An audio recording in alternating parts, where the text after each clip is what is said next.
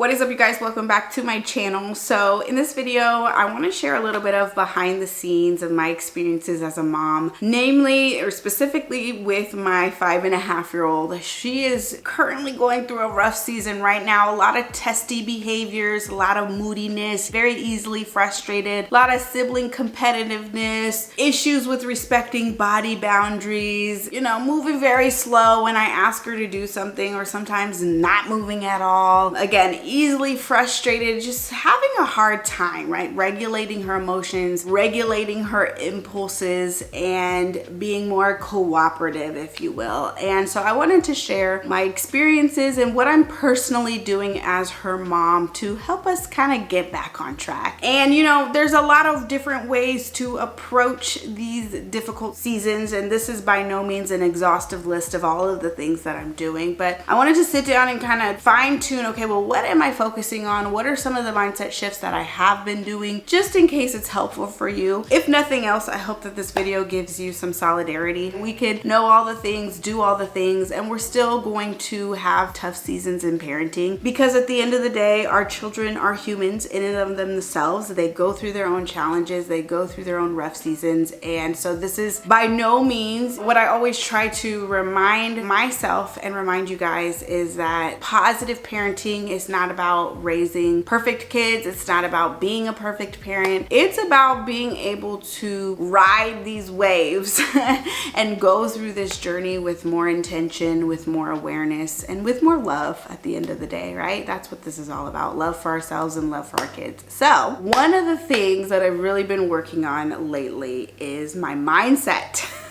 And this comes down to the labels that I place on her. It's very easy when our kids are struggling behaviorally to run the tape, right? Or play the tape too far into the future. If they're like this right now, how are they gonna be in 14 years? Goes the common line of thinking of like, oh my gosh, it's doomsday. I'm doomed, she's doomed. This is not good. And a sort of hopelessness can settle in if we're not careful surrounding the labels and the meaning that we make about their behaviors. And so I'm really trying to work on how I view her. Is she a testy kid, or even a sensitive kid, or a moody kid, or a rude kid, or is she a kid going through some things, right? Having some real challenges and struggling and needing more help and needing more TLC, right? And I realize, labels are really powerful. They color the way that we show up for our kids because it influences our perception of them, right? And if we see our kids as moody, disrespectful, mean, aggressive, then we are going to show up with fear. Okay, if my child is this way, that means I'm failing and I need to get them back on track, which is not to say we don't want to do all of those things, but it's just to say that I want to be more mindful of the way that I perceive her, because those things matter at the end of the day. And so that's number one, is just being mindful of the labels that I place on her and trying to see beyond her behavior to her real feelings. It's really easy to focus on aggression, to focus on defiance, to focus on the lack of cooperation and the lashing out and the easily frustrated, right? It's easy to focus on all the behaviors and all of what manifests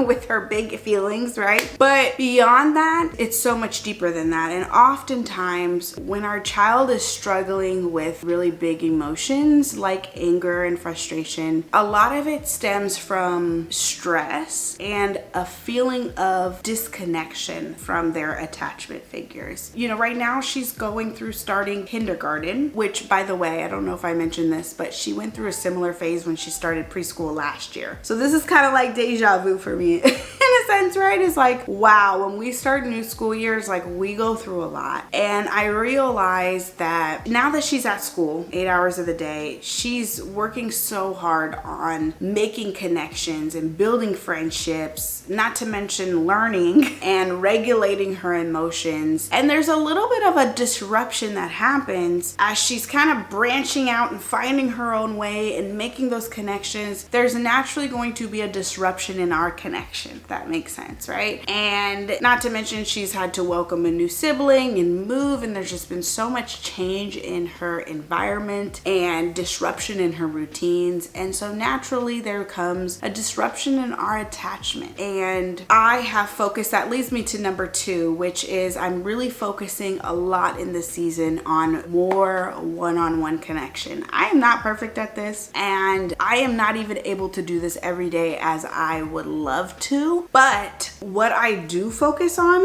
and try my best to do is every day connect with her during routines. We're doing routines whether we like them or not, right? We're waking up, we're getting dressed, we're doing our hair, we're having breakfast, we're getting ready for school, we're coming home, we're taking baths. You know what I mean? Like the natural flow of routine and how to keep the family running, like we're naturally already doing those things. So if I cannot make time for one-on-one playtime, which is the highest priority for me, but if I can't do that because life happens, what I do try to focus on is really being present and connecting with her during those routines, really being mindful of my energy, right? Am I rush, go, go, go, go, go, go, go? Am I just trying to just mindlessly focus on getting the tasks done and getting her to hurry up? Or am I being present? Am I softening up a little bit and seeing her and having fun with her and just being in the moment with her? Goes such a long way.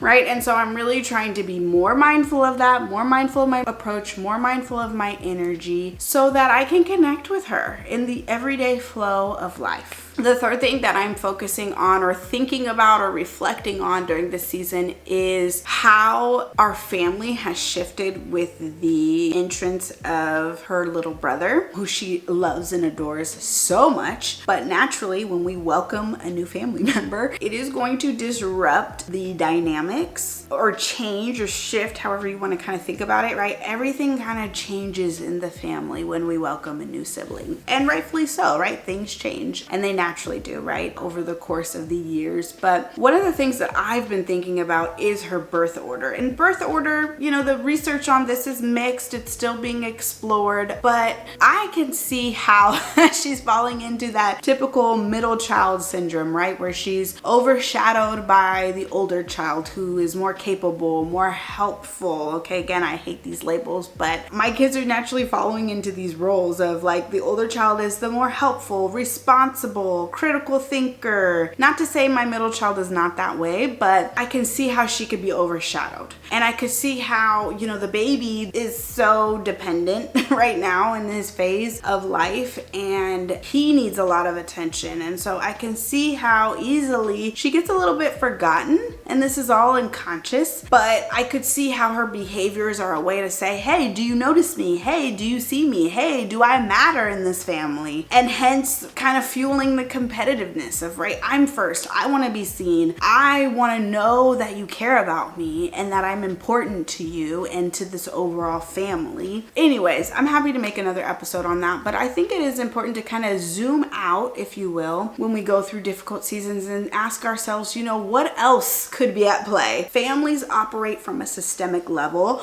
meaning that we are each separate, but we're also very interconnected with each other, and we all influence each other. And so if I'm just focused on her and what she's not doing right, or all of the behaviors that she's exhibiting, but I'm not taking a step back to look at it more from a bird's eye view, then I feel like I'm gonna lose a lot of important information. So that is another thing that I'm thinking about, pondering, reflecting on, is her behaviors from a family system perspective. So the fourth thing that I am considering during this season of life is switching up the routines. And we recently went through a huge, big episode a couple days ago where she was not listening, not following simple directions to get ready, which we decided, me and her dad, to switch it up and have her stay home while he went on a daddy-daughter date with our oldest daughter, and I stayed home with her and the baby. This also happened after she had a rough episode just the day before. And it reminded me of the quote of like, nothing changes if nothing changes, right? We just started to feel like there needed to be something to shift in our routine. We naturally always do things as a family on the weekends. We go out, we, explore new places, and we go and do new things. But we just started to feel like, okay, we need to change things up. Like, we need to separate and kind of divide and conquer, if you will. And we need a little bit more one-on-one time.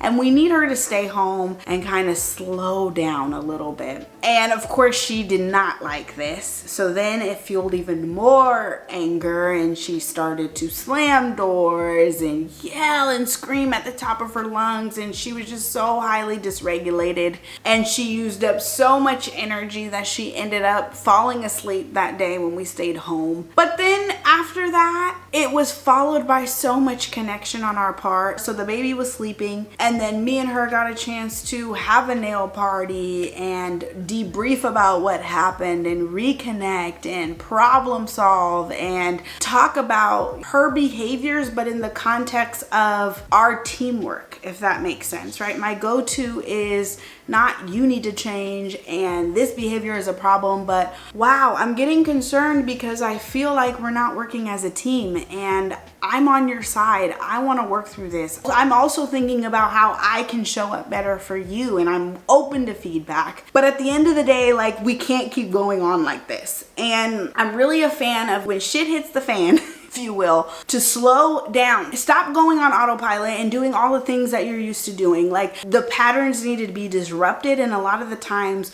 we need to take away the screens, take away all the outings and extracurriculars, and we need to focus on us, if you know what I mean, right? A lot of that is fun, but it's also a distraction, right? I love screens, I love outings, and they're so important to the overall family, right? But when our child is going through a rough season, a lot of those things need to be stripped away so we as the parent can think clearly. We automatically free up so much time in our schedule to reconnect, play, do all of the things that are really important to getting back on track. Right? So it's not that these things are permanent. It's not that these things are held over their head like a punishment. But at the same time, I clearly let her know we can't keep doing all these fun things if we're not on track. It just really doesn't work like that, right? And when we're not on track, I, as your mom, am going to do everything that I can to get us back on track. I'm going to remove those distractions so that we can talk, we can reconnect, and we can focus in on whatever we need to do to get back on track. And needless to say, I mean, it's only been a couple days since this happened, but wow, her behavior has been so night and day. She is so much more cooperative. She's happier too. It's just been really interesting to see. So if you notice, a lot of what I am focusing on in the season of my parenting is me, right? And how I can shift my perspective and change my approach and zoom out and look at the family system as a whole versus only focusing on her, right? It's so easy when our kid gets testy, defiant, moody to think about, how do I change him? How do I change her? How do I get them to stop doing what they're doing? And I think the more fruitful question to ask is, how do I need to show up differently to influence my child? How is the family system operating right now in a way that might perpetuate or influence their behavior or keep the behavior going, if you will? Those are the more fruitful questions, right? And that's really, at the end of the day, what I have complete control over. I have complete control over my reflections, my thoughts, my attitude, my approach, and the actions that I take ultimately to shift things in the family, right? That's what I have control over, and that's where I try to spend the bulk of my energy. So I hope that this video was helpful. I hope that it kind of gave you some thoughts of maybe, some things that you can kind of think about if you're going through a rough season. If nothing else, solidarity. I see you. I am with you. I'm in the trenches literally with you doing this whole parenting thing together. And so if you're looking for more help with cooperation, help with eliciting, your child's teamwork and understanding their intense emotions and helping them with coping skills and calming down and all of those fun things, be sure to check out my free discipline workshop. It's completely free. It's 45 minutes. packed full of information on positive discipline, my research-based formula for getting more cooperation without doing all the things that you hate doing, like yelling, getting impatient, and bribing, punishments, threats, right? Like, how do we turn the system around? Well, it walks you through my formula to do that in a very practical way. So you can go to themomspsychologist.com/workshop to check out the workshop. Again, it's completely free. And that is it for this video. Let me know down in the comments below if any of this resonated with you, if anything kind of stood out to you of maybe something that you want to try. And above all else, keep me updated on your parenting journey. I always love to hear how you guys are doing. All right, that is it for this episode. I will see you in the next one. Bye.